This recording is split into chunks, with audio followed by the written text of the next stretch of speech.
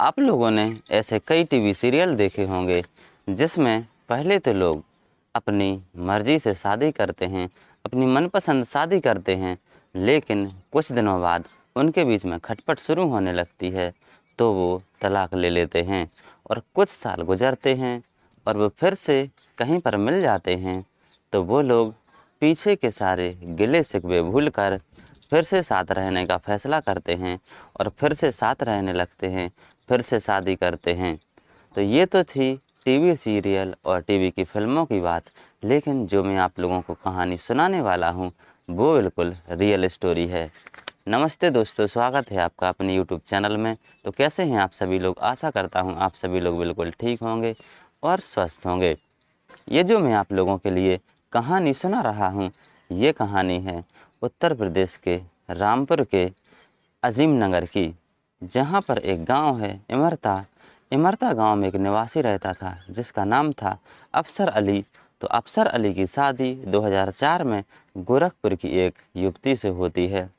शादी 8 साल तो बहुत अच्छे से चलती है, लेकिन 8 साल बाद उनके बीच में अनबन शुरू हो जाती है। खटपट लड़ाई झगड़े शुरू हो जाते हैं और वो लड़ाई झगड़े इतने आगे तक बढ़ जाते हैं कि इनकी नौबत तलाक तक पहुंच जाती है। एक दिन जो अफसर अली था, इसने अपनी पत्नी को तलाक दे दिया।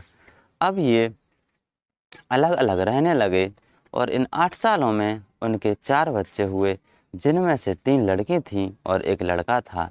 तो जो अफसर अली की पत्नी थी, तलाकशुदा पत्नी, एक लड़की के लिए लेकर अपने साथ चली गई और 2 लड़की और 1 लड़का अफसर अली के पास रहने लगा। इन दोनों ने फिर शादी नहीं की, ये बच्चों के साथ अपनी ज़िंदगी गुजार रहे थे, लेकिन समय का चक्र फिर से घूमा तो एक शादी में इन दोनों का आमना-सामना हो गया।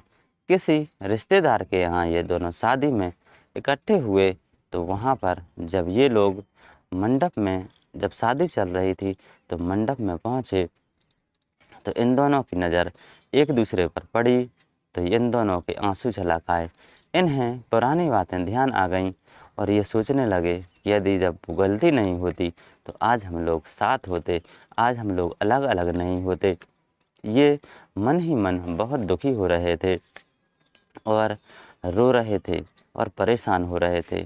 कुछ देर बाद इन्होंने एक दूसरे का मोबाइल नंबर एक्सचेंज किया और ये थोड़ी देर बाद अपने अपने घर पर चले गए। लेकिन असली बातचीत तो अब शुरू होनी थी।